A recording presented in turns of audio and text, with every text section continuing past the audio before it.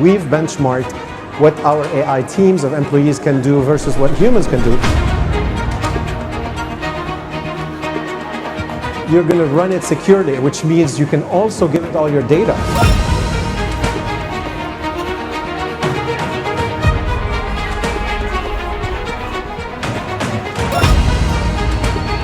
You'll create your own AI employees. They'll actually do the work. We are the first AI company registered in Doha. السلام عليكم، أخوكم محمد بن حمد الثاني.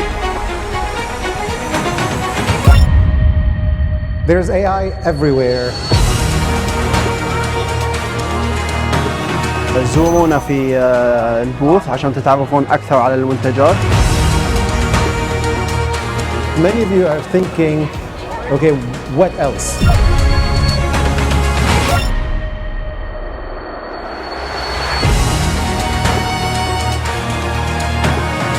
We provide AI services.